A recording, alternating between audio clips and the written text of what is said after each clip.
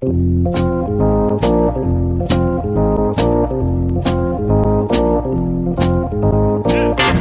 us a little bit about what you saw and being able to relay that message to Cora when you watched Kimbrel pitch and kind of help out so he wasn't tipping his pitches.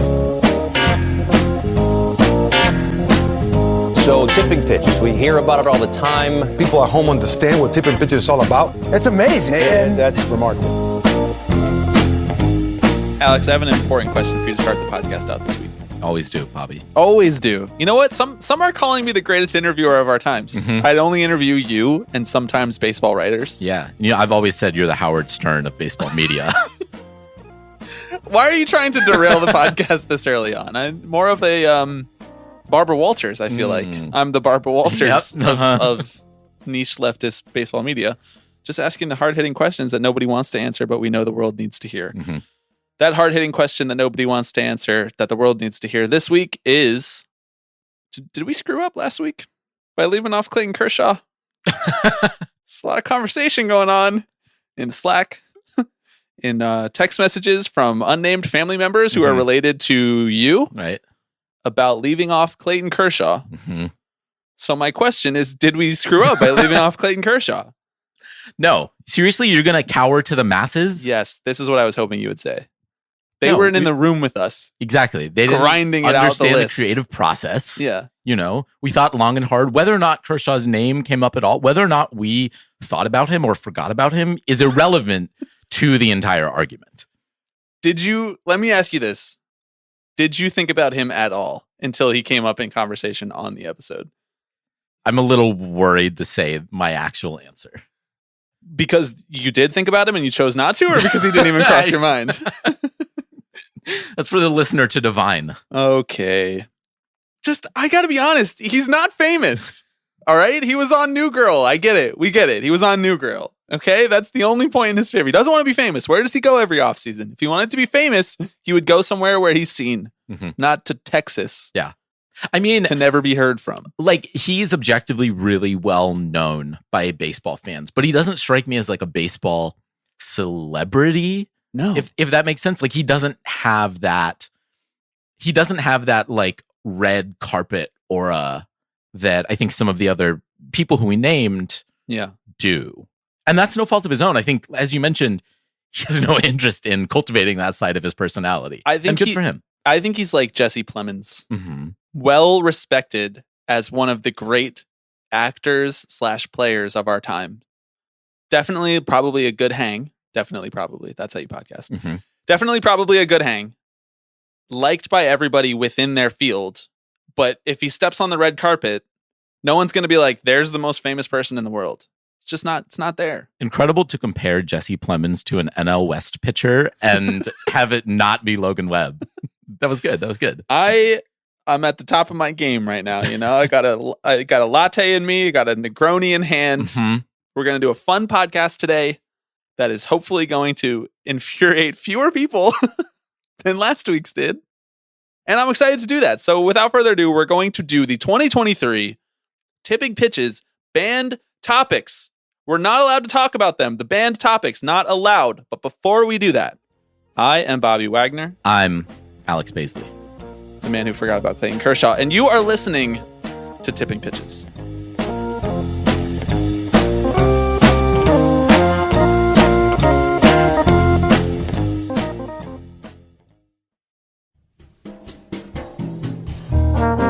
Do you want to make a podcast? Spotify's got a platform that lets you make one super easily, then distribute it everywhere and even earn money. All in one place for free. It's called Spotify for Podcasters. And Alex, how does it work? I'm so glad you asked, Bobby. Spotify for Podcasters lets you record and edit podcasts right from your phone or computer. So no matter what your setup's like, you can start creating today. And then you can distribute your podcast to Spotify and everywhere else podcasts are heard. With Spotify for Podcasters, you can earn money in a variety of ways, including ads and podcast subscriptions. And best of all, it's totally free with no catch. Spotify for Podcasters is where we host our podcast, and it is super easy to use. Download the Spotify for Podcasters app or go to www.spotify.com/podcasters to get started.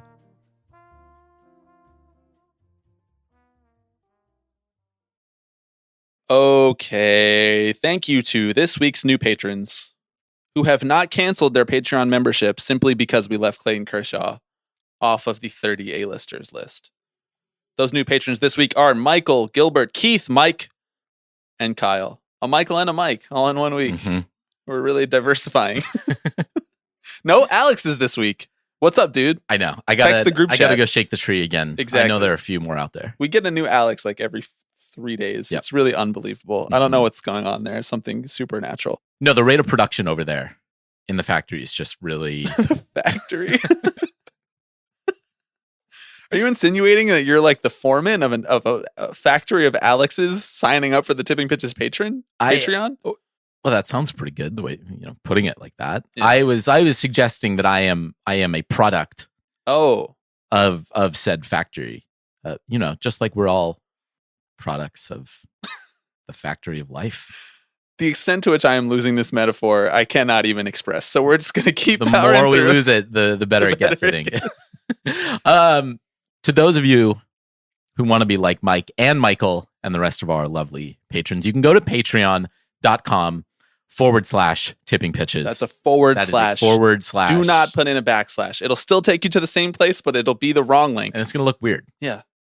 It'll just actually redirect you to the forward slash. Right. Lots of fun stuff there. As noted, access to the Tipping Pitches Slack, where you can come in and tell us how disappointed in us you are. Chastise us. That we forgot. Clayton Lambaste Kershaw. us. Yeah. Critique us productively, Mm-hmm. unproductively. Inbox us, as some might say. Yep. Regrettably, actually, all of the Patreon money we invested in Silicon Valley Bank. Yes. Which is kind of a weird time to bring this up, but okay, I've been waiting like 10 days to talk about this with you. Yeah. Yeah, SVB. Lay it all out there for me. What happened? Because the SVB thing broke. It was like a couple of days before the Oscars. I was like, ooh, is Jimmy Kimmel going to touch on this in his Oscars speech? But no, he was too much of a coward. Yeah.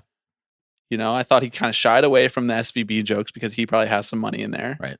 Thought he wasn't as honest as he could have been. And as the next best thing from a cultural perspective to the Oscars, the Tipping Pitches podcast, I feel like we need to comment on it. So SVB, are Lehman Brothers? ? Odds that Alex Rodriguez had some sort of financial tie. Dude, they're not even putting that on the books. That's way too guaranteed. Like they're not taking those bets. Right. But it's backed by Big Biden. He saved him. Biden swept in and saved A-Rod. Yep. Did you have any money in SVB? I guess, did we have any money in SVB? I don't actually know. But we did get an email. Right. We got an email from our banking app that we use for the Tipping Pitches podcast. And they were like, so you've heard about SVB. Here's what you need to know. Here's what you need to know from our small banking community. And it's like, right. And they were like, nothing will change. It reminded me of like early days of COVID where every single company and their brother needed to email you to be like, here's what we're doing to take COVID seriously. And then like 3 months later, after George Floyd was murdered, and every single company had to email you to be like, here's why we stand against murdering people. Mm-hmm. It's be like, thank you, Meineke Car Care. I really appreciate your bold and brave stance against police brutality. Lots of discourse around how Silicon Valley Bank went bankrupt because it was too woke. Oh, yeah. And I'm here to say that it's because it wasn't woke enough. Yeah. There were people complaining that there were women on the board, right? The Wall Street Journal. Yes, the Wall Street Journal was was upset about that. They were too concerned with diversity to worry about ensuring the funds.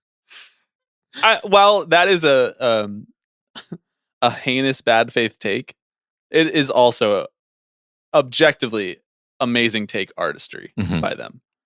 To see what happened and be like, this is because of diversity, equity, and inclusion efforts. Famously, white men have never caused a financial meltdown before. Bank run. Certainly not in this century. There are no documentaries that you can watch about white people causing problems in the global economy. Those don't exist. They literally don't. Anyway, I just wanted to pour one out real quick. I'm pouring my Negroni on the ground here. Don't do that. Dogs on the ground. Stevie's got licking me. the ass. Come on. For SVB. Exactly. We got to stop with the 3-letter acronyms for things, because SVB, SBF, there's too many things going on to keep track of that are all like vaguely SVB made up financial and shit. SBF. That's You know, when I heard about this bank, which I had never heard of before until there was a bank run. Bank runs are hilarious, by the way. What do you mean everyone just asked for their money back? Don't you have it? Exactly. It's like you had one job, have the money. People ask for it, and you just didn't have it. It'd be like a baseball team going out there and being like, "All right, time to play baseball. Can we have the bucket of balls?" And the team just being like, "Yeah, sorry." Actually, we sold all of the balls as long-term investments so that we could have more baseballs in the future. For when we play games. And then the interest rate on baseballs. Rob Manfred takes a baseball for every 10 that we have. Right. Now that long-term investment doesn't look so. And he keeps them on his person at all times because he's a very financially secure individual. Yes. Dragging bags of baseballs behind him. SVB, the name of it, Silicon Valley Bank, it almost makes it seem like it was like some sort of public bank, you know? When you name it after like an area, because it's not like Wells Fargo, you know, or that it is not TD Bank or any of these other banks where it's like, okay, you kind of understand that this is a private endeavor. Chase Bank, JP Morgan, those are the same company, by the way. Sure. SVB, I was like, oh, this is just like, you know, the government associated bank that all of these companies who get government funding and stuff use. And it's like, what's going on? This news story. And then it just turns out it's like a slush fund. Everything turns out to be a slush fund. I'm sorry. I could have told you. Sorry. It's your bank literally for venture capitalists called Silicon Valley Bank. Never has money been more fake. Never. And we've had some low periods for the reality of money in this country's history, but this is rock bottom. We will cover your billions of dollars in deposits at no cost to the taxpayers. So where's it coming from? He's just printing more? Nah, dude, it's coming from Fort Knox. They just have a couple stacks in there, you know? Joe hands him the lock and key, and he's like, you just get in there. Who, other than Alex Rodriguez in the baseball world, were you briefly concerned about financially when you heard that SVB was going under? Other than the owners who, you know. Although baseball owners are not like VC guys. They don't know. Except for one Steve Cohen, who take it down a notch. Absolutely had money in SVB. You think? Yeah. I just feel like he, at this point, just has his own SVB. SCB. Right, called the U.S. taxpayers. I mean, certainly I was worried about Ross Stripling's state of mind, right? Like, obviously, from the outset. See, but okay, why, though? Because you're just talking about investment banking. Investment banking and venture capital are two different things. I know that they're not, but they are. I mean, yes, but, you know, we're getting real finance hours here. Yes. You know, we've seen the ripples that these sort of major financial events can have on the rest of the economy. I see. Right. So a VC firm goes under for billions and billions of dollars, and then all of the investment banks start to get a little bit scared. Well, they start to pull money out of it. Did Ross have investments in SVB? Right? Did he own any stock there? See, this is the point in time in which it would be beneficial for me to actually have known anything about what Ross Stripling does on Wall Street. You know, like previously, I've just made jokes that he's just really diversified in the fintech space. I don't know what that means, though. But my understanding is that he was getting down with publicly traded companies. He wasn't like getting into VC firm zone. He wasn't like an early investor in Uber. I could be wrong about that, though. Maybe he is. At which case, I don't know why he's still playing. Retire, big dog. I will note he's been frighteningly silent on the issue on his social accounts. Ross Stripling, as the voice of fintech in baseball, you kind of have a responsibility here. When I say fintech, you say what? Ross Stripling. Right. Technology based on like fin, right? Like dolphin fins. And Boo. I won't lie, it's kind of what my mind goes to. You just picture Ross Stripling in a board meeting and they're presenting him like dolphin-based technology. Right, exactly. And he's like, yes, that one. That one. Here's That fin $20,000. goes crazy. I have no idea what's going on. Honestly, I don't know what we're even talking about. I think we should do the banned topics. So you're saying we're banning SVB from discussion on the podcast? Absolutely not. No, because there is a lot of growth potential for the SVB storyline. Yeah. Heading into this season. The only thing that I regret is that the bank didn't go under and there's no legal cases about it now, because now we will not have that information revealed to us in a court of law. It's all just going to be swept under the Joe Biden rug. Okay, so you don't believe in forgiveness or restorative justice? Restorative justice. You don't think everyone deserves a second chance? Get out of here. Get out. Get out. Leave the studio. Restorative justice for venture capitalists. I got some restorative justice in mind. Right, for venture capitalists. baby. Okay. Now we really need to move on before we get ourselves in trouble. It's the banned topics of 2023. God, I'm excited for this. Mhm. I love this. This was fun last year. I would like to do an audit of our banned topics from last year. Here they were. You banned 3 topics. Mm-hmm. I banned 4. Once again, one-upping you. No runner on second talk. That was my first banned topic. The ghost runner, as it is incorrectly referred to. More accurately, the zombie runner or the Manfred Man. I banned us from talking about that because there's nothing new to say. Discourse around Tony La Russa being a red ass, specifically. We were allowed to talk about managerial decisions that he made, but we weren't allowed to talk about his cultural clash with the White Sox clubhouse. I banned us from talking about the NFT grifts of individual baseball players. I left it open for us to talk about the league as a whole and their NFT grifting, but I didn't want to talk about deals that specific players signed. Right. Luckily, we didn't have to because they all fell apart pretty quickly. And then I also banned the topic, is baseball dying in the culture? Because I feel as though that one has been slowly unfolding over the course of 10 years. Is baseball dying? Mm-hmm. Is it the next sport to go the way of boxing? All of that. And I feel like we did a good job of not talking about that.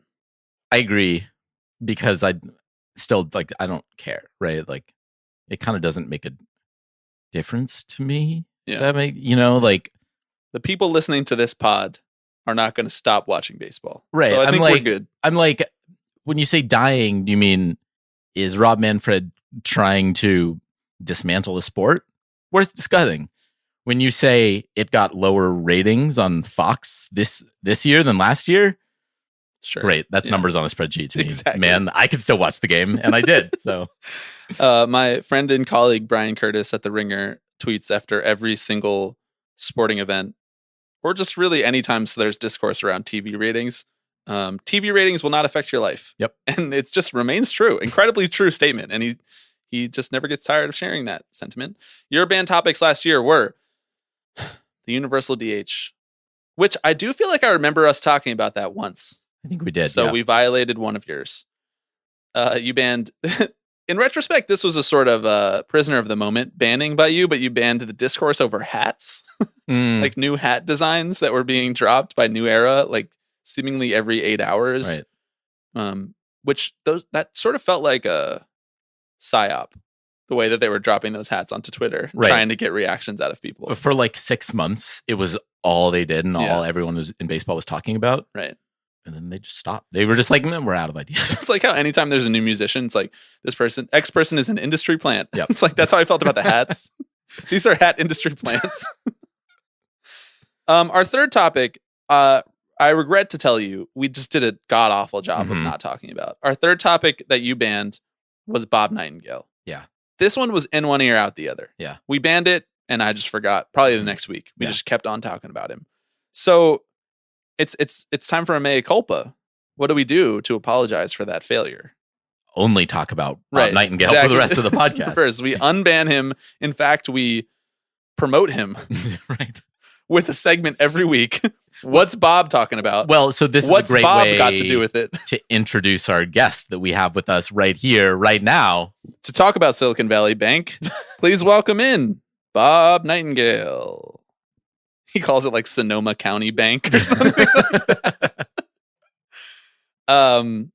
Okay, so in honor of the baseball is dying one being the longest standing topic that we had banned, and also in honor of, I asked people in the Slack what would they like to see us ban this year, and that came up again. So there is some popular sentiment among Tipping Pitches fans and listeners to continue that ban. So I'm just going to go ahead and use my executive power here to say that that is still banned.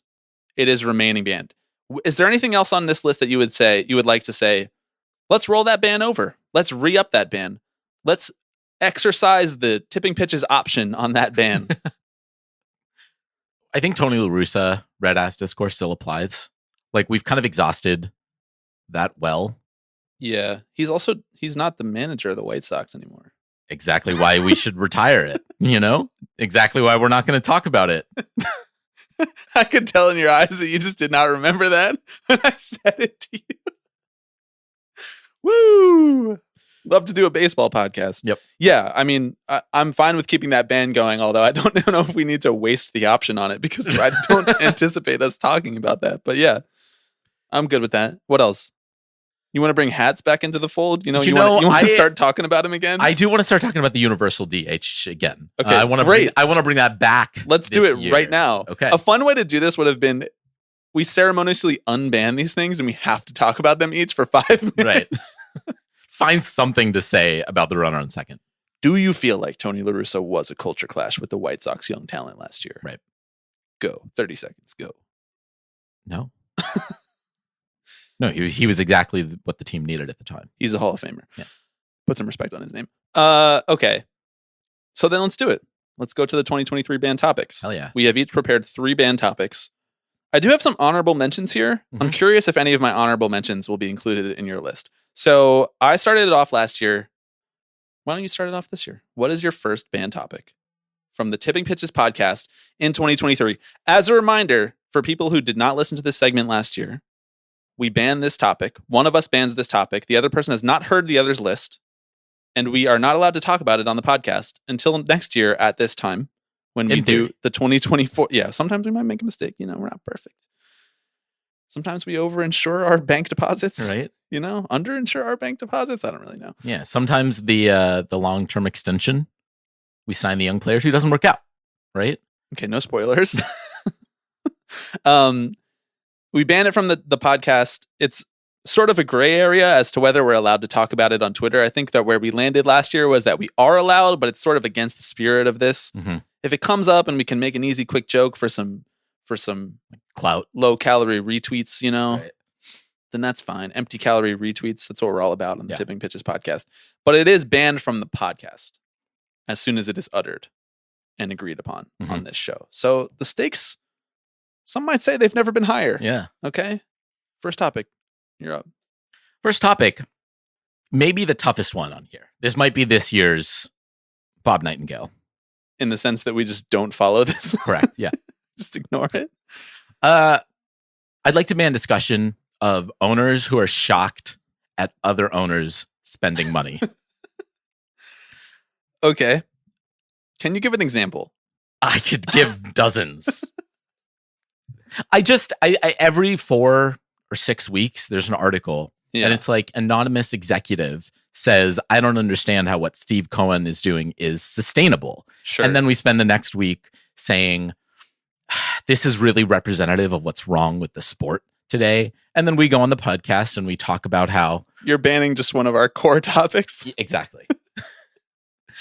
Because this was kind of hard this year for me to think of stuff that we could ban that would not drastically hinder the content of the show. Should we ban payroll discourse? Right. That crossed my mind. And then I was like, gotta be honest, I think the people want us to talk about all payroll. Our episodes would be a lot shorter. Mm-hmm. I'm hearing from the heads out there, the TP heads. Yeah. They want the long pods. They want long pods. And I'm here to say, I'm trying.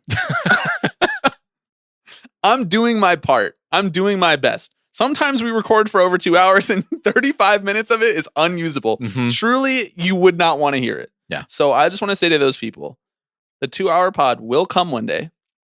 I just don't think today is that day. So let's keep on moving. Owners talking about other owners' payroll. Or rather, owners being surprised. What was it again? Yes, it's owners feigned shock at other owners' business dealings. And I just don't think it serves us to say, well, let's talk about this. Yeah. You know, like to accept the argument, right? Say, well, there is a right and wrong here, right? And what Peter Seidler is doing. So let's break it down and let's argue the other side. 50 years ago, if an owner said, yeah, so I'm going to spend money and invest in my team, we would have taken it in stride, right? And if an owner said, I'm going to sell the team for parts, we'd be calling him Charlie Finley, right? Like, I mean, but you just have so much trauma, so much A's fan trauma. Like it just underscores everything we do here, you know, and that's why we work together, because you are hurt by the A's and I am hurt by the Mets for different reasons. Yeah. And we supplement each other's pain. Exactly. I like this one. This is good. Because I am kind of tired of being like, it sort of reminds me of when like 94% of political coverage is like journalists covering Republicans saying that they don't understand how Democrats could try to get this bill through. And then the Democrats responding and being like, we just can't understand how Republicans are against these common sense reforms. And then the journalist just covers the back and forth like it's like a tennis match. Like they have to cover every single swing between Rafael Nadal and Roger Federer. And then by the end of it, it's just like, this ended up nowhere. Right. Exactly. Right. There's like a news item, Democrats pass X bill. And the New York Times is like, so we went and asked 10 people who we know are against this, how they thought about it. We went to the heartland to find out what the real people are thinking. A lot of people think that the Tipping Pitches podcast is the heartland of baseball discourse. I've heard that before. I've always said that. When I see people on the street and they recognize me, they say, you look like you host the Tipping Pitches podcast.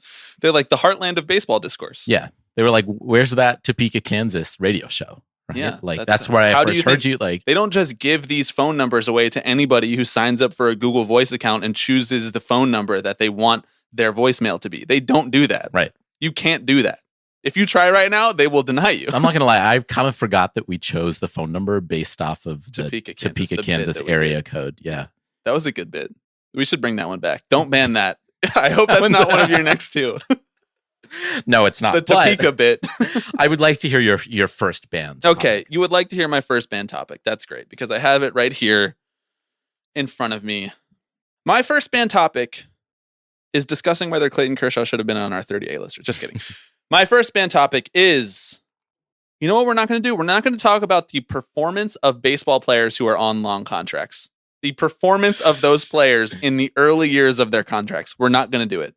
We're not going to talk about whether or not Trey Turner is worth the money.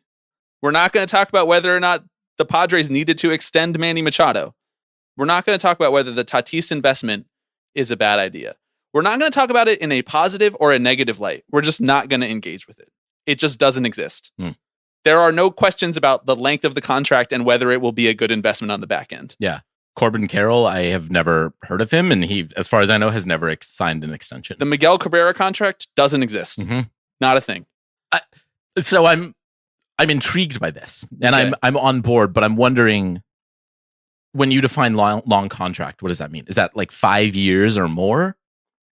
Is it Essentially- just broadly like talking about a player's performance as juxtaposed to Yes. what we think the value of their contract is? Yes, we are just not going to talk about basically like the question of whether this contract will age well. Right. It just is never going to come up on the show this year because I just don't care. And luckily, it also never has.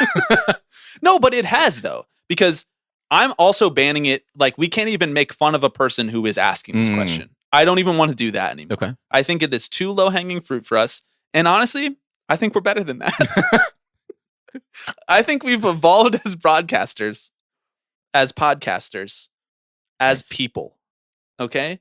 And I think that we can make better jokes than making fun of some MLB Network talking head who immediately wonders whether Francisco Lindor is worth the money in year 9. Honestly, I don't think it's fun anymore. And I don't want to talk about it. That's fair. But if Greg Amsinger goes on TV, I don't know who that is.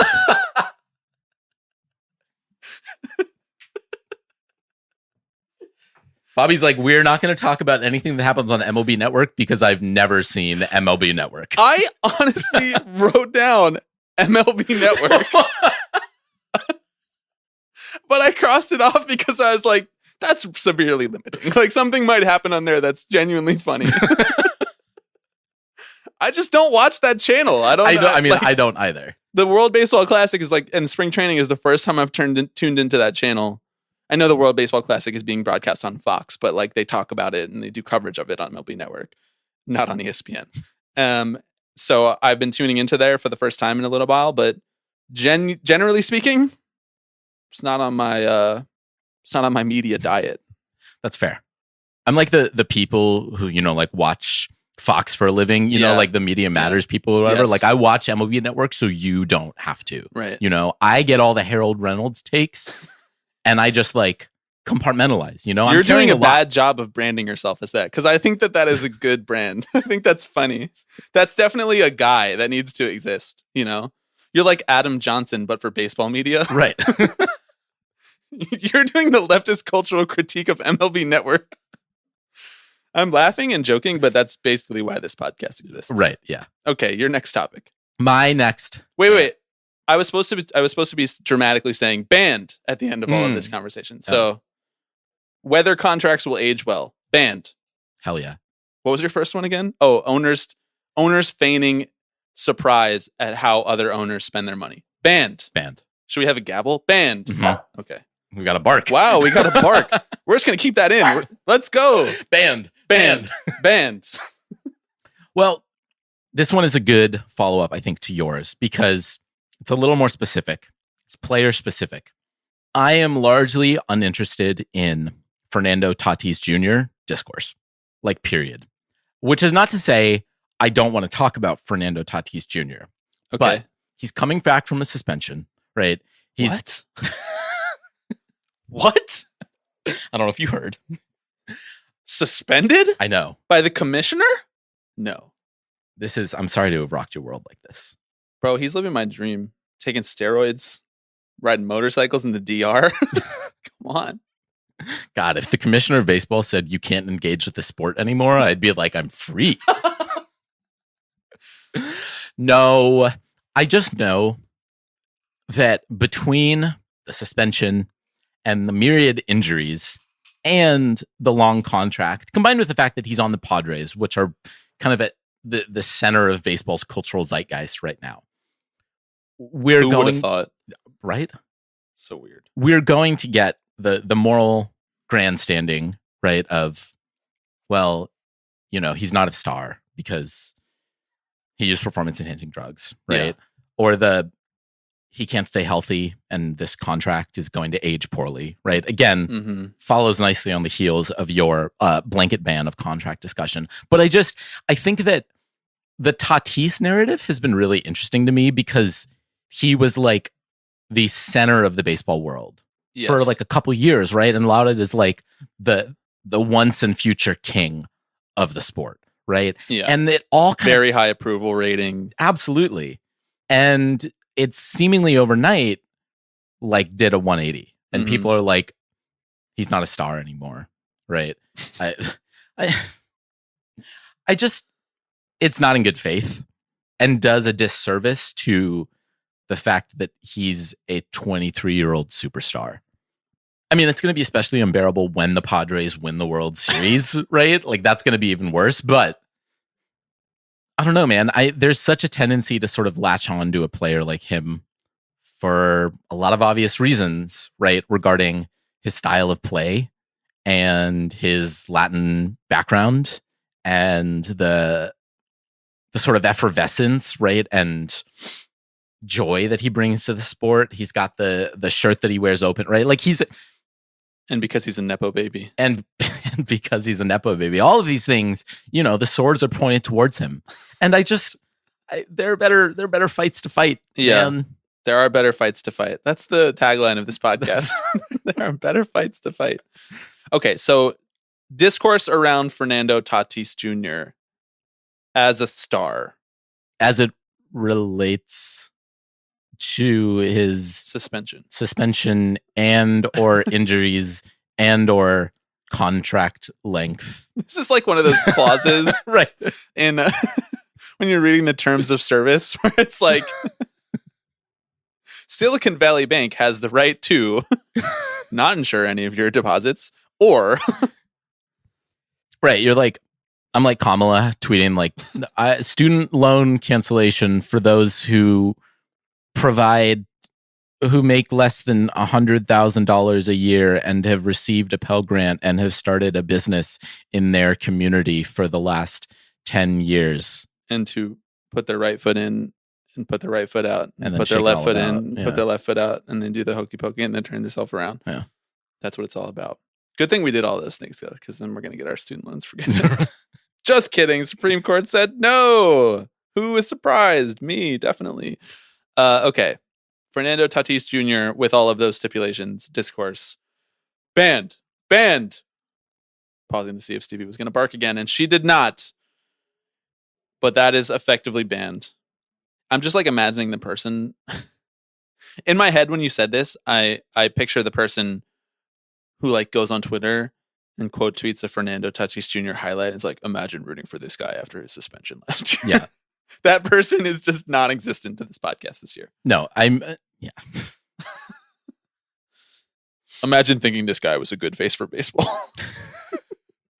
You know, this person's going to have like a Derek Jeter profile pic and like a hashtag 62. The jumping up and down celebration photo after his final hit. Yeah. Bio is like, did it the right way. Yankees, Jeets. Islanders, Jets. They just retweeted the most recent breakout video from Aaron Rodgers' appearance on the Pat McAfee show. Right, exactly. The darkness does bring out the light, it does bring out the truth. Okay, 3 topics down, 3 to go. My second banned topic, and this is the honorary banned topic from the Tipping Pitches Slack. This topic was suggested by Owen, who listeners will remember put together the Tipping Pitches fans survey, the state of the Tipping Pitches Union, a couple weeks ago. I was fishing for ideas with the Tipping Pitches listeners, and there was a lot of good ones. I'm going to read a couple from people. Corey suggested that we are banned from saying anything negative about the Red Sox. I thought that was a valiant effort, but that will not happen. Ben suggested that we ban the discussion of league-wide batting average as it relates to the shift. Like, ooh, league-wide batting average is up. Right. Shift is working. I like that. That's pretty funny. Simon suggested that we just ban the Orioles altogether. We just don't talk about the Orioles. That's pretty good too. Although I do feel like that sort of cuts off too big of a content pipeline in John Angelos, which we need access to. Frankly. Like in the dog days of summer, we need to be talking about whatever John Angelos is doing. He's working overtime to give us the content, and we have to hold up our end of the bargain. Sometimes just let yourself have a win. Right. We can't ban Orioles talk. But what we will ban, by my selection, so long as this is okay with you, Alex, let's just go ahead and ban all discussion of the Tampa Bay Rays front office. Good, bad, ugly. The Rays current front office, the Raysification of the baseball front office, the Rays diaspora. The Andrew Friedman used to run the Rays. Yeah. Did you know that? Have you heard about that? No. Chaim Bloom used to run the Rays, and now he's trying to run the Red Sox like the Rays. Have you heard of that? Did you know that? No. I thought that this was a good suggestion because I feel like we have effectively debunked the Raysification of baseball plenty of times on this podcast, arguably too many times on this podcast. And I don't feel like there's anything productive to be gained from saying, yes, what the Rays do is bad for baseball, even though they are good at putting together baseball teams. Yeah. Period. I feel like the last few years we've seen a lot of the same breathless discourse around the Rays that we saw around when Houston Astros, right? That lionized that front office and enabled a lot of their bad behavior, right? And if they win the World Series, not this year, but at any year in the near to medium term future, really hope that doesn't happen. I do too, but like it's going to be unbearable, right? And so, frankly, I'm okay with an indefinite ban. Indefinite ban, like an indefinite hiatus from the Rays period. Just the team too. Whenever another team plays them, it's just like a schedule forfeit. Right. I appreciate your fervor. Yeah. But to the extent that the Rays are interesting at all, it's just not because of what the front office does. And I feel like we had this massive overcorrection about the Rays because of Moneyball, because of the Rays sort of leveling up Moneyball and doing it even better than the A's ever did, and having the largest front office in the league. And it just felt like so many people thought that that was so novel and interesting for so long that it has become arguably the least interesting thing in baseball to me, that the Rays are the smartest front office and that they know how to turn JP Fireeisen into the best reliever in baseball. Like to the extent that it's even interesting that JP Fireeisen has turned into the most interesting player in baseball, I'd rather just talk about JP Fireeisen. Like, I don't really want to talk about Eric Neander's relationship to JP Fireeisen. It's not really adding anything to my experience as a fan. And for the purposes of this segment, it's not really adding anything to the show. So, Tampa Bay Rays front office, banned. I also just want to say, sorry to Jeff Sullivan, banned.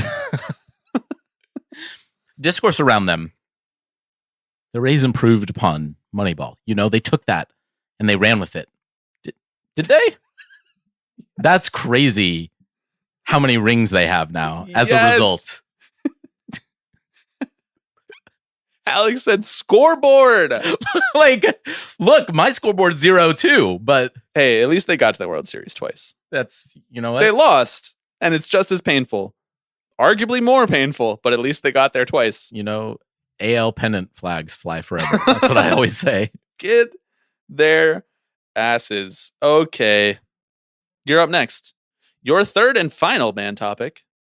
My third and final band topic is one that we have even discussed not having anything to say about on this very podcast. And so I just like to make it official. I want to ban rules discourse. Wow. Except for okay, bigger bases. If there's a bigger bases take out there, we're going in on it. That's the only, if Bob Nightingale, who is decidedly unbanned, has a long form piece about the oral history of the bigger bases, we're reading the whole thing right here. Okay. This one is kind of controversial. Yeah, it may be. Because I thought about banning this too, and then I thought, is it like editorial malpractice for us to not talk about some of these rule changes and how they're implemented and how they actually play out throughout the year? Because I considered banning the shift and or wow, you considered banning the shift? You and Rob Manfred, huh? Banning discussion about banning the shift. Okay. I considered banning discussion about the pitch clock, but it's not even a little bit interesting to you, like how it unfolds throughout the course of the year. Like, okay, it's going to be hard not to talk about. I know. So maybe let me clarify. Because I hate the pitch clock. I know you do, which is fascinating to me. I know. I'm just 90 years old. I know. First I was like, you know what's a good stat? Pitcher wins. And then I texted you and I was like, you know what I hate? The pitch clock. The pitch clock.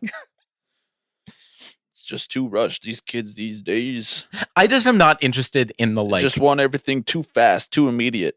In like the state of baseball. No one has patience anymore. Keep powering through. Yeah, I think you hold half these opinions anyway. So I do. Not everything needs to be the length of a TikTok, you know? Couldn't even get that one out. All right, continue. All I'm saying is I don't find the conversation around how does it change the fabric of the game? What does it mean for the future of baseball? No, I don't find that interesting. The rule changes are here. They are not going anywhere, and we're going to be used to them by like May. Yeah, see, that I agree with.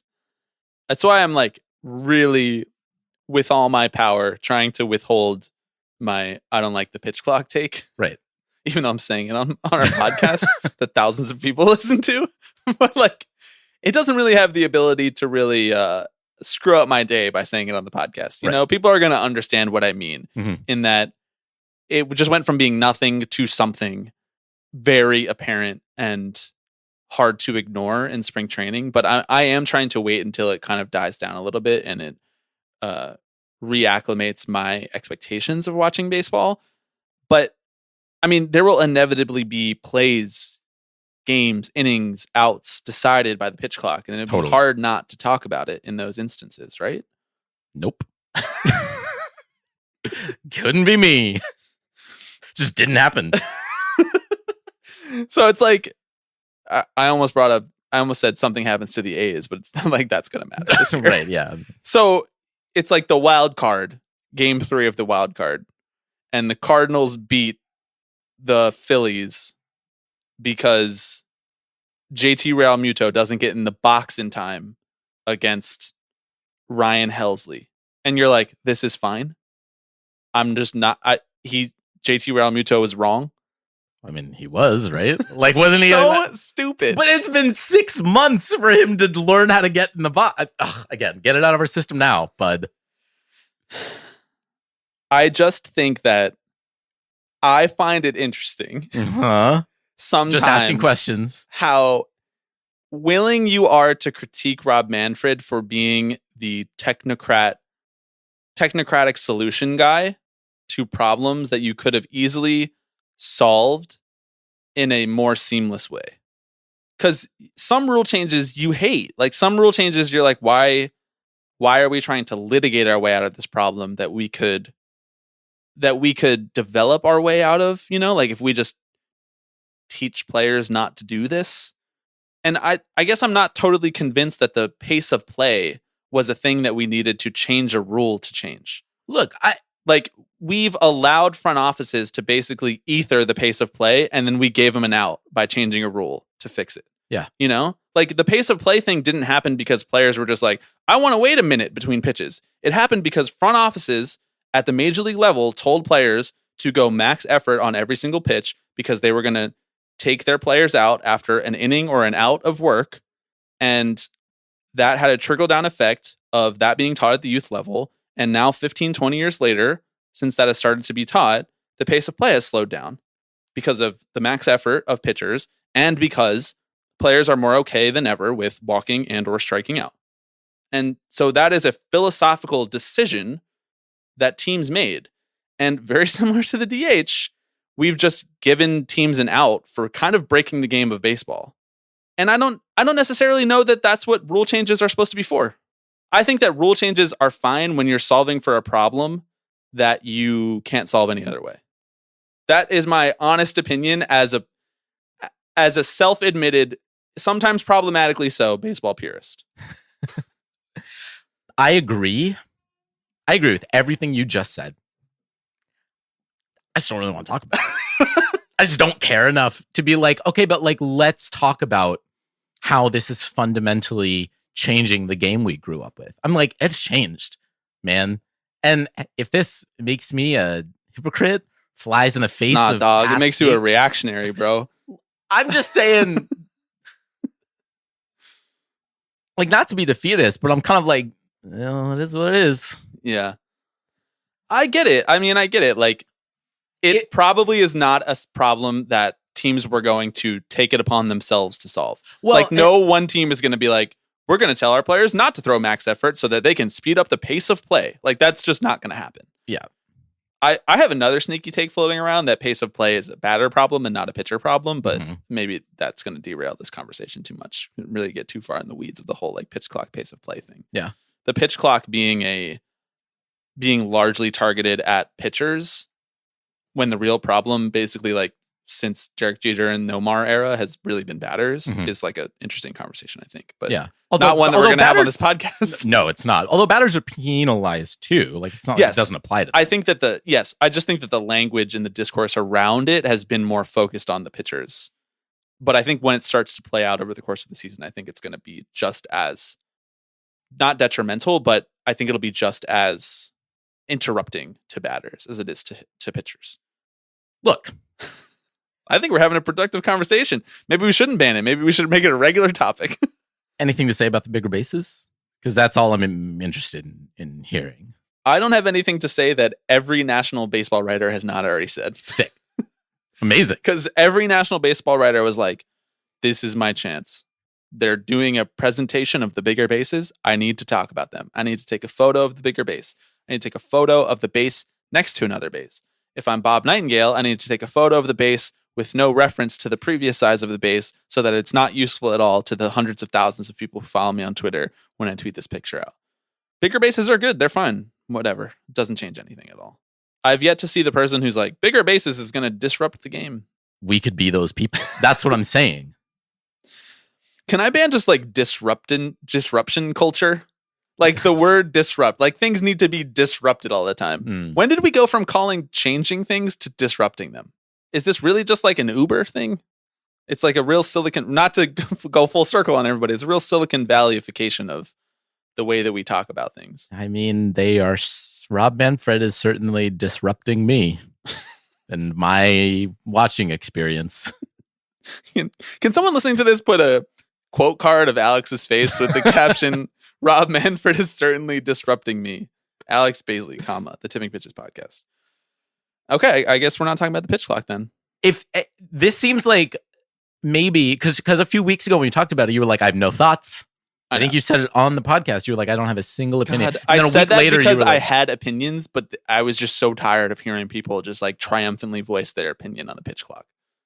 And then you were like, actually, time to now I need to triumphantly voice my opinion on the pitch clock. Now that people are talking about other things, now that everybody is triumphantly voicing their opinion on the World Baseball Classic and whether or not Edwin Diaz's participation in it is an international crime against Mets fans, a lot of people are calling for us to ban World Baseball Classic discourse throughout the rest of the year, like whether we should get rid of the World Baseball Classic.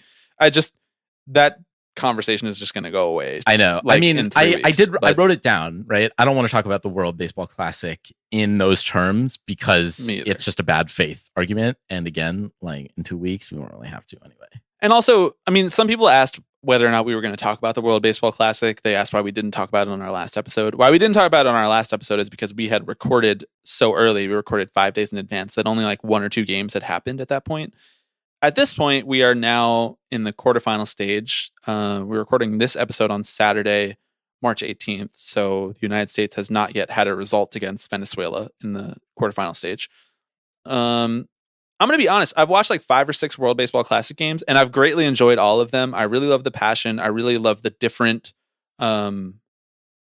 distinctly different feel of each of the teams. Like they have such a stronger personality than most Major League Baseball teams because there is a sort of homogenization of Major League Baseball in the way that they play, the things that they value, the way that the teams conduct themselves. That just kind of gets leveled and democratized when it comes to World Baseball Classic. And so I've really enjoyed it, but honestly, I haven't been able to watch enough of it because I've been traveling so much for work and doing so many other things, and the games are on at weird times.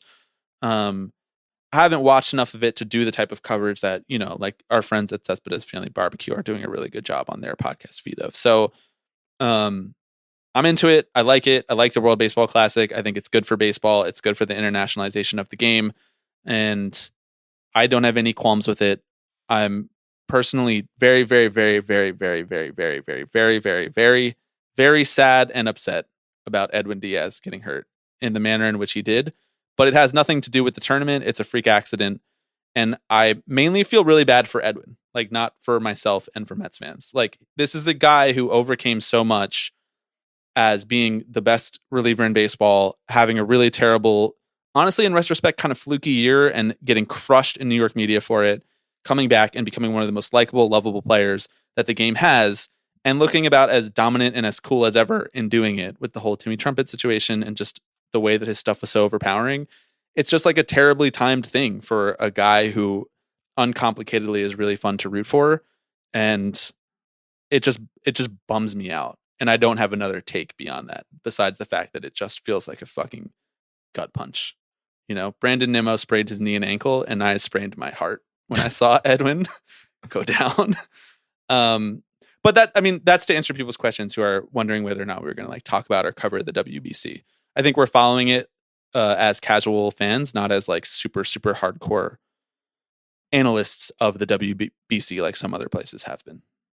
How does the Edwin injury impact your evaluation of Brodie Van Wagenen's legacy? Right, centerpiece of really his career as the Mets GM. I'm just going to say Brody was right, bro. Mm-hmm.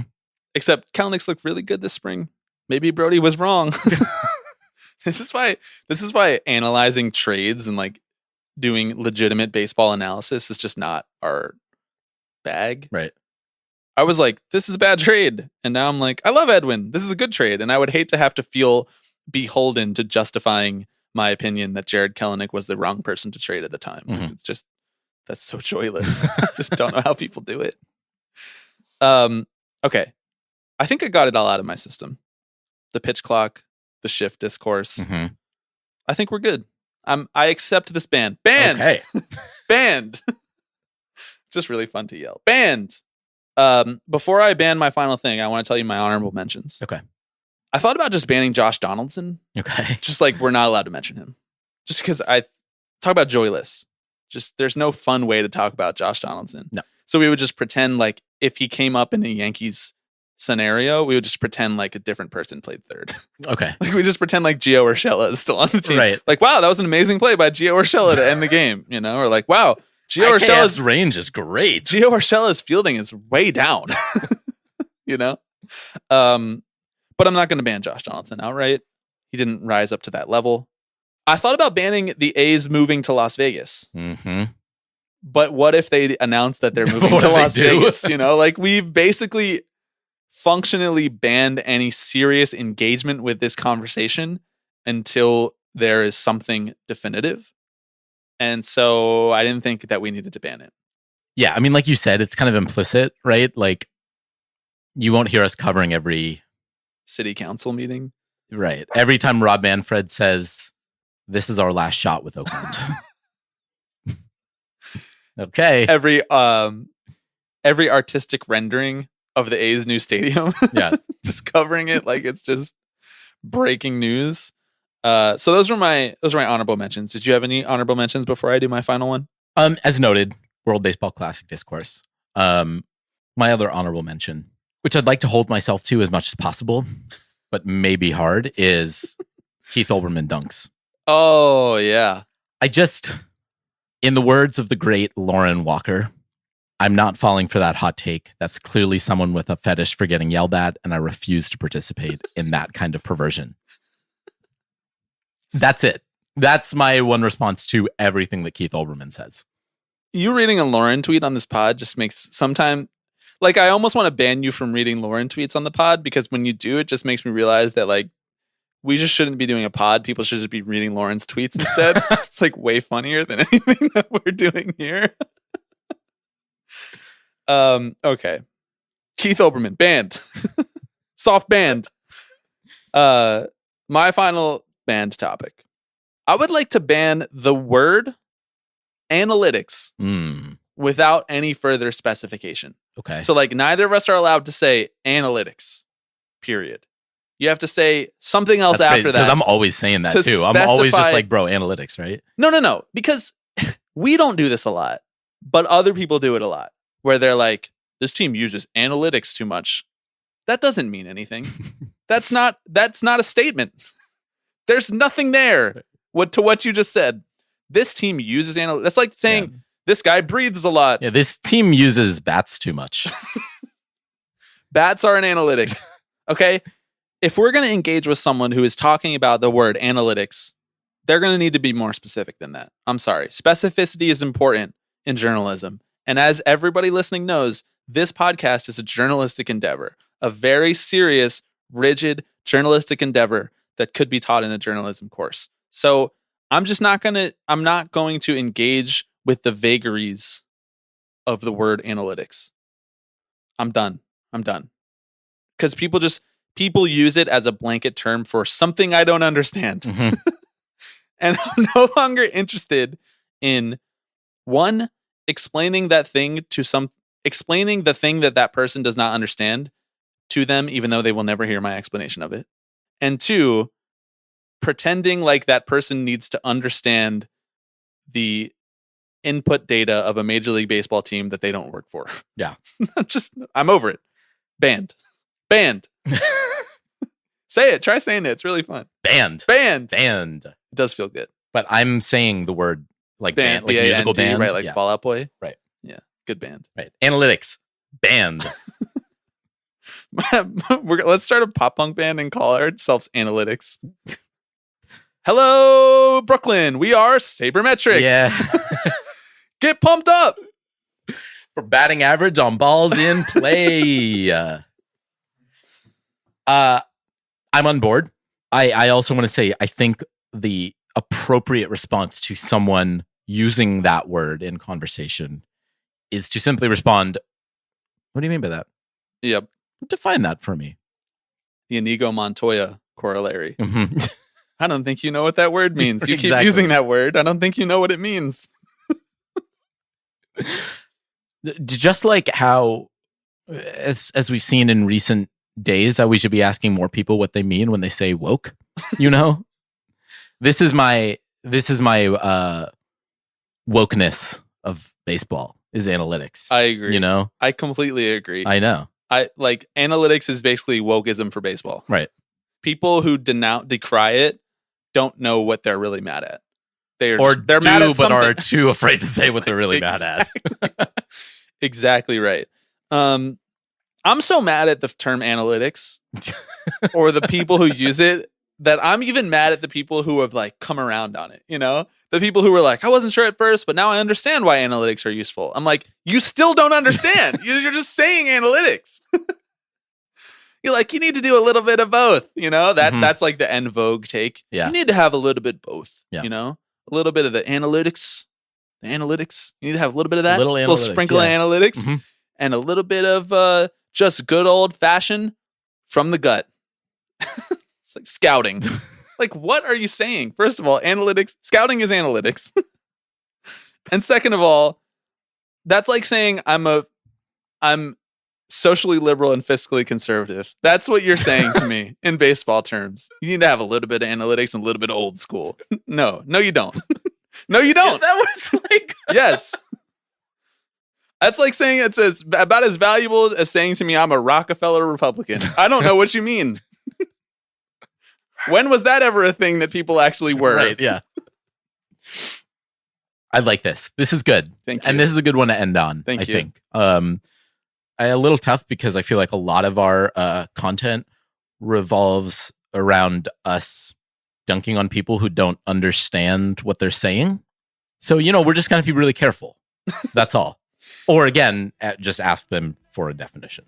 Yes. We have set up some selective landmines for ourselves, but that's okay. Yeah. We're going to tiptoe around them. What we're also going to do is take a quick break and come back and answer a few listener questions really quick. I'm a jailer man and sailor Sam. We're searching everyone for the band on the run. Okay, Alex. 4 listener questions to close it out this week. 2 from the Slack, 2 from the voicemail. And they're all, why did you leave Clayton Kershaw off your A-listers list? We just got hundreds of write-ins about that. You know, hundreds. People were talking. Okay, the first question comes from Dante.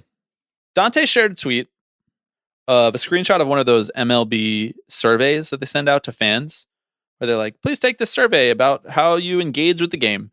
And the question was, if you could change one thing about the on-field game, what would it be? And this person, who Dante shared the tweet from, wrote, if baseball really wanted to get exciting, they'd let a celebrity throw the last pitch instead of the first pitch. Bases loaded. Here's Danny DeVito. And Dante shared this and said, who would be the best celebrity for this idea? So the question is, if you could have a celebrity throw out the last pitch, meaning that any celebrity in the world had to get the final out of a baseball game for it to end, who would you select? Dante said that he would select 50 Cent. A chance for redemption. Yeah. I like that answer, Dante. Who do you think? I mean, Clayton Kershaw? Because he's a celebrity. He's a celebrity. He is a celebrity. I mean, it depends on your goal, right? Like, is the goal to get the final out? That's part of the answer. I mean, that's what... Is it... The people listening aren't The hosting. You're most- hosting. You have to decide how to answer the question. I don't know what to tell you. It's podcasting. I'll just say the way that I'm interpreting it is that it's just for entertainment value. Mm-hmm. I'm not choosing the celebrity who is going to lock it down for the Right. Mets. You're not like looking Although, through like who played baseball in high school and who still has a cutter that works. with Edwin out, maybe that would be useful information for my man, Billy Epler. You know, he seems like he's spinning his wheels a little bit. I'd like to see movie stars who have played seminal roles in famous baseball movies. Okay. Like Charlie Sheen. Yeah, throw Charlie Sheen. Oh, Kevin Costner, you want to be in every single meaningful baseball movie of the 80s and 90s? Okay. So- Go retire. Costner is good, actually. He actually is good at baseball. I mean, Okay, then throw him out there. it would definitely expose how much better major leaguers are than what it just looks like to be good at baseball. Mhm. Like what it actually takes to be out there on a major league mound. Like he would get his shit smacked around. Yeah. No doubt about it. But would actually not have to bounce it to get to the plate. Yeah, no, he could definitely. I mean, maybe not now that he's like 70, but I don't fucking care. Jamie Moyer did it. Yeah, like One of my favorite moments of Bill's Pod was he had Costner on. This was like 2018. And they were talking about how he's in every baseball movie and how he's like legitimately one of the best athletes to ever play in a sport, like the best at the sport that they were portraying on screen. Right. And, you know, Costner's been in like 5 or 6 baseball movies at this point. Yeah. And he said that I think it was for the love of the game, the one where he's portraying a major league baseball player and a pitcher, and he's throwing a lot for like the final scenes or whatever. He said that he got like a bum shoulder or something, or like tore his rotator cuff.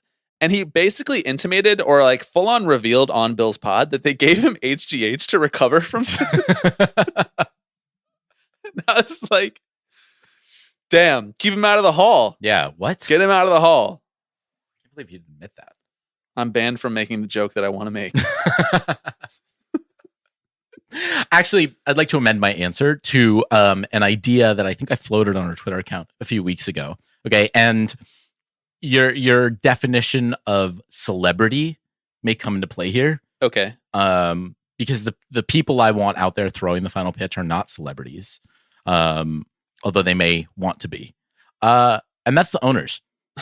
Yes. You want to raise the trophy? Close a fucking game. Yep. Log a save. Which You owner? want to say that we did this?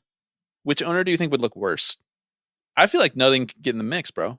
Of like actually, Yeah, he looks pretty spry. He does look pretty spry. Yeah. He looks healthy. Mm-hmm. Good skin, nice hair.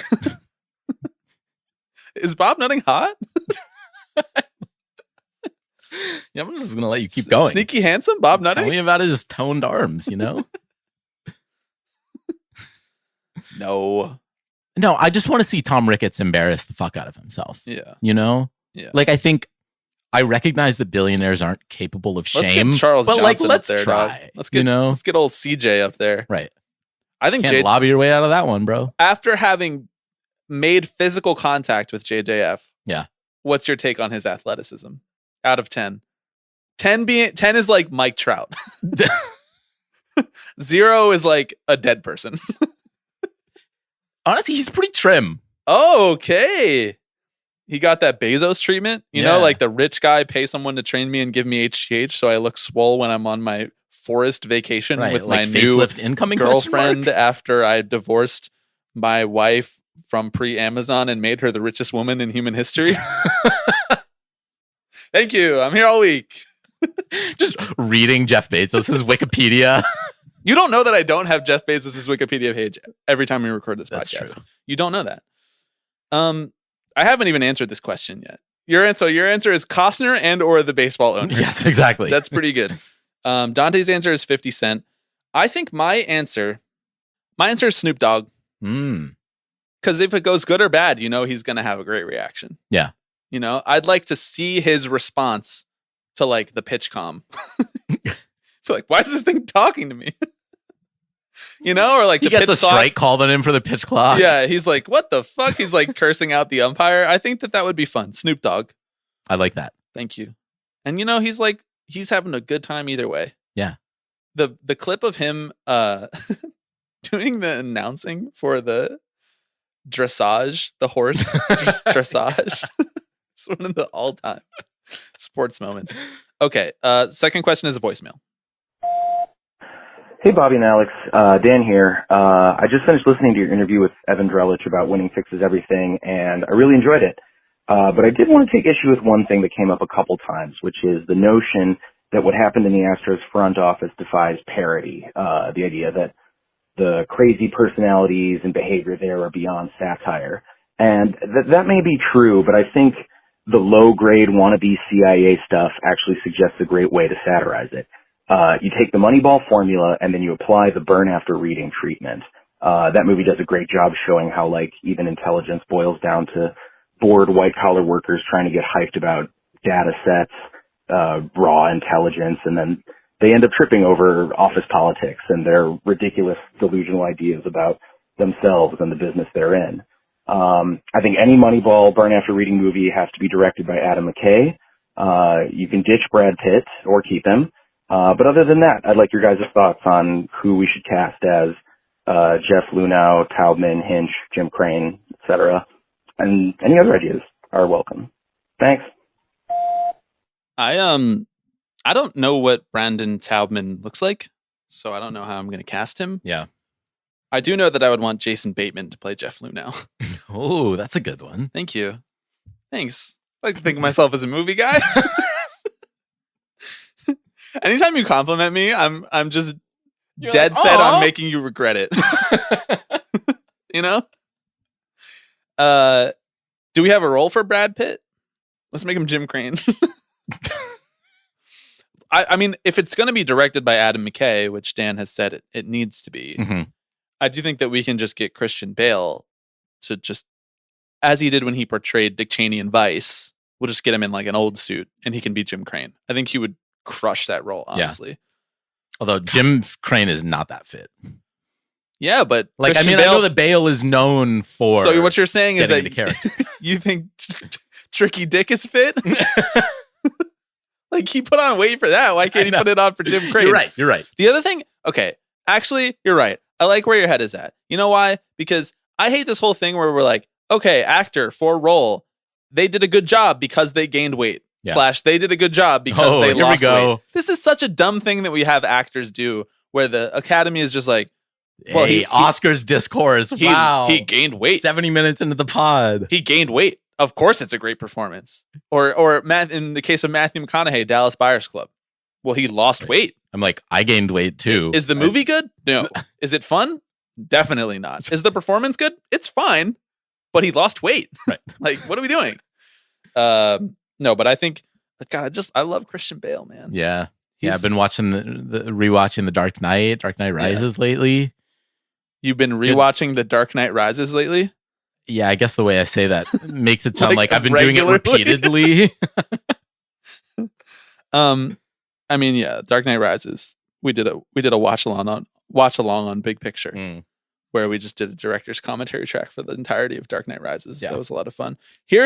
I'm showing you a photo of Brandon Taubman. Ugh. He kind of looks like a fish. I don't know that I see what you were going for there, but I admire the inspiration. I just need you to support me. Adam Scott. Wow. Now we're cooking with gas. We got Bateman. We got Scott. What else do you need? Come on. Powerhouses Sold. right there. Sold. Yeah. Sold. Sony Pictures Classics. Sold. Paramount Pictures. Sold. Come on. Anything to contribute to this? I feel like I've just been Frankly, no. yelling a lot about the burn after reading recasting of Well, Evan what I'll say Drellick's is, book. This is what we've talked about, right? Is like We need this. The front office is a perfect setting for yes. that sort of workplace You could drama. totally send up how self-serious these guys are. When I said it's like too stupid to parody, what I meant is that someone should parody it. That's like what our culture is right now. We just like parody the most obvious things in the world. And depending on the writer, it could be good or it could be Don't Look Up. Shots fired, deservedly so. It's even shots fired if the thing is already like dead and buried by culture. I would like it to be directed by Fincher. I'm not going to lie. Okay.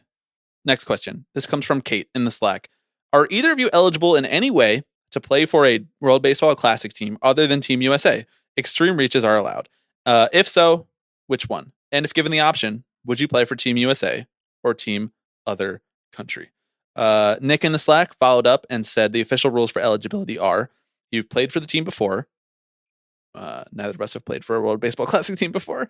You are a citizen of the country or territory. I believe both of us are only citizens of the United States. Is that correct? That is correct. Do you have a secret dual citizenship that I don't know about? Are you in like MI6. You're actually a foreign agent. I'm cooked if that's the case. Yeah. You're a permanent legal resident of the country. You're born in the country. You have at least one parent who is or was a citizen of the country. At least one parent who is or was born in the country. Or you can successfully apply for citizenship in that country. So, do you meet any of those qualifications for another country? Not yet. Not yet. What does that mean? Until my mom gets her Nicaraguan citizenship. I see. So, in order to become a citizen of Nicaragua, your parent needs to become a citizen first? Well, to be clear, do I need citizenship for Nicaragua, or is it okay if my parent is a citizen? Well, it depends, because you could achieve it through your mom becoming a citizen of Nicaragua, or you could be able to successfully apply for the citizenship yourself. Right. That would be harder, I think. I see. Okay. I could just go and live there for 4 years. I did like 20 minutes of research on Nicaragua's like citizenship regulation before this. I was like, wow, could I? We've had tune and gronies, a bunch of coffee. Right. I've actively applied to be a citizen already and be on the World Baseball Classic team. Somehow you've renounced your citizenship to the United States just because of this podcast. Italy's a little more lax. I think I could successfully apply for citizenship in Italy. If you are descended from a citizen of Italy who emigrated to a different country, and you can prove that that person was a citizen when they gave birth to your relative that you are descended from, you can apply. It's harder when your parent is not a citizen, which my mom is not an Italian citizen, but my great-grandparents came from Italy. So as long as I can find... Wow, so you can cash in on that. I have been... This is just interfamilial drama now. I have been pressuring my mom to apply for her Italian citizenship for a long time, because it'd be easier for me to get it then too, because then that would have meant that she did all of the legwork to get all the documents together. But honestly, she was here first, so and that way I could be a dual citizen, and we can open up our the Milan offices. Right? Yeah, I'm open to a different city in Italy. Mm-hmm. It doesn't have to be Milan. Yeah, could be Rome. Rome's cool. Rome's super. Could be Amalfi Coast. Offices. Mm-hmm. I would be open to any of these, frankly. We fly in talent to the single strip airport in the Amalfi Coast. You have to get on a prop plane to come record a pod with the Tipping Pitches guys. Right. Lake Como office. Mm-hmm. Why do we need to limit ourselves? We don't. No. Good question, Kate. Great question. We can both technically probably play for a different team. And it seems like Italy was just like, sure, you have an Italian last name? Come on in. Right. Like, what do you think the paperwork that Matt Harvey did was to prove that he can play for Team Italy? Show them his verified check on Twitter. To answer the second part of the question, yes, I would definitely play for Team Italy over the US. Oh, yeah. Too much pressure to play for Team US. And also, they have an espresso machine in the Italian clubhouse. Yeah. I'd play in the dugout. I'd play for Nicaragua for sure. I have some things to stick to Ollie North and fucking Ronald Reagan, Richard Nixon. What are you talking about? Okay. Iran-Contra, bro? Oh, man. I'm all in on Iran-Contra. I know. We don't talk about it. I'm all about it. We literally don't. Okay. Final question. And I'm just going to say ahead of time, calling this one a question is a stretch. John Smoltz is the James Corden of baseball. That's it. I just want to say, because I don't know who this came from. They didn't say. And that's their right. It is their right. And I appreciate that it was said with the inflection that they maybe were mid-realization when they made the call, right? It was kind of like John Smoltz is, wait a second, hang on, dial tone. He's the James Corden. It's like Zach Galifianakis with the numbers floating around his head. It's like this person figuring out that John Smoltz is the James Corden of baseball, which is accurate. They're right about. Yeah, I just want they are right about that. Yeah. Also, a lot of people saying, like people tweeting at us people tweeting this at us, people saying in the Slack, a lot of people saying that John Smoltz is the Chris Pratt of baseball. I think because I framed it as this is a guy who nobody likes, is not good at his job, and continues to get opportunities, who is the corollary in celebrity. Yeah. And I think a lot of people were like, immediately, Chris Pratt, which I honestly regret not thinking of myself. Yeah. I don't know if people dislike James Corden. That's the word on the street. Like, everybody doesn't like him. But, you know, I don't want to slander this man. I'm fine slandering Chris Pratt. I'll slander James Corden all day long. All right, that's your role here. And my role is to slander Chris Pratt, who is not a good actor, not a compelling screen presence. And I don't understand why his milquetoast ass keeps getting these roles in these very important franchises where it would behoove the casting directors to put someone way more interesting on screen. Very important franchises like Guardians of the Galaxy? No, dog, like Jurassic Park. You know what was cool? Jurassic Park. And then Chris Pratt came aboard and it was like, I guess I hate Jurassic Park now. It's like, fuck. I really liked Jurassic Park.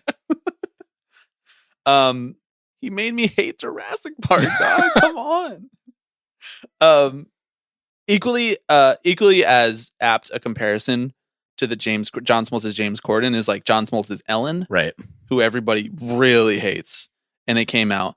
And I was telling you before we started this pod that I went on an internet rabbit hole the other night because I was watching. I don't have TikTok, so I just watch Instagram Reels, which is like again brutal, right? Well, TikTok like 4 weeks late. Exactly. It's like huge boomer energy to basically my entire existence for the last few weeks. Yeah, that's okay. We're working through it.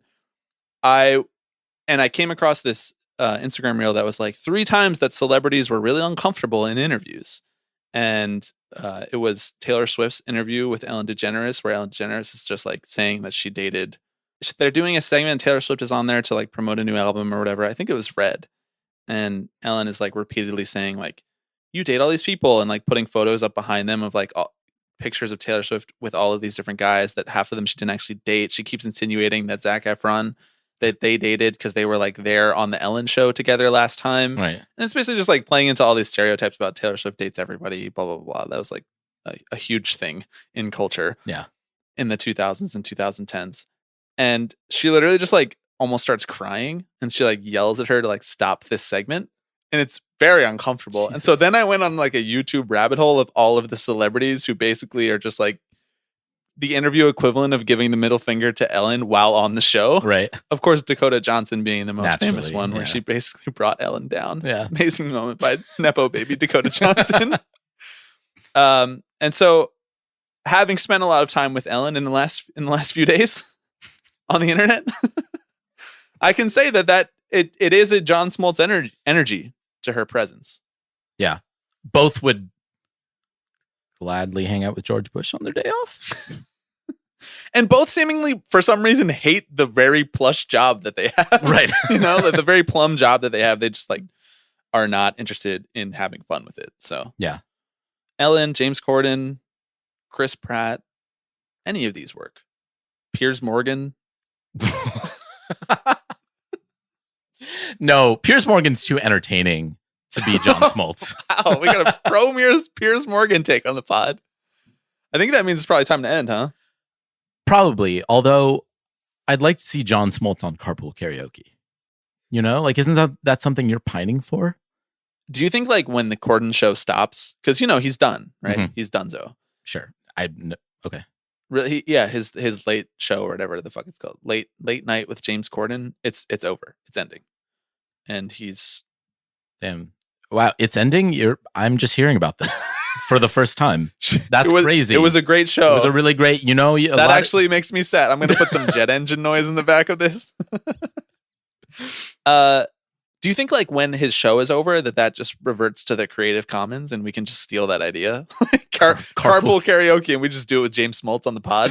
James Smoltz? John Smoltz. Second Negroni hitting. Oh, man. What song would he sing? America the Beautiful? Right, like Country Road, Take Me Home, you know? Oh, don't shade John Denver here. Oh, no shade, but it feels like the producers would have to throw their bodies in front of that. Good Lord. We can't let John Smoltz ruin John Denver. Big Denver head. Just that song. Oh. Fake fan. Big Denver head. Yeah. I love Nikola Jokic. I love skiing. I love Charlie Blackmon. I don't even know where we are at this point. I have just pictures of Chris Correa up on my screen right now. I don't really know why.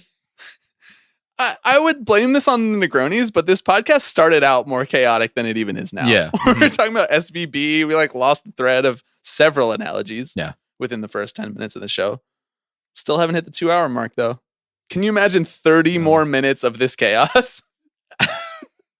Just picture that while I do the outro. Okay. Thank you to everybody for listening to another episode of Tipping Pitches.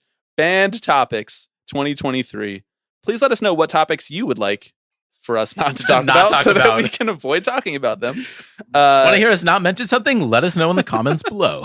We appreciate everybody listening. As Alex said at the beginning, patreon.com/tippingpitches, tippingpitchespod@gmail.com if you would like to write in. 785-422-5881. I always surprise myself when I remember that number. Me too. But it's just, these are like subliminal things. It's like my home phone number now at this point, the Topeka, Kansas hotline. If you would like to call in and leave a voicemail, that is the number 785-422-5881. Someone needs to write a Raymore and Flanagan jingle for that that number. And then of course 785. You're just doing the Cars for Kids. 422. God, get this man out of the studio. Yeah. Tipping_pitches on Twitter. Baseball season's coming in hot. The Tipping Pitches podcast is just trying to keep up. Please share this episode or an episode that you thought was better than this one with someone who you think might be interested in the show. That's all I got this week. Alex, any parting words of wisdom?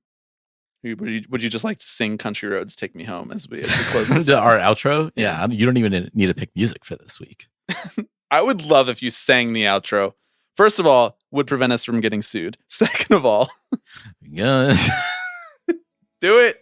Country Roads. Yeah. No. Just want to thank everyone for listening. All right. We'll be back next week. Country roads, take me home to the place I belong, West Virginia. Hello, everybody. I'm Alex Rodriguez. Tipping Pitches. Tipping Pitches. This is the one that I love the most. Tipping Pitches. So we'll see you next week. See ya!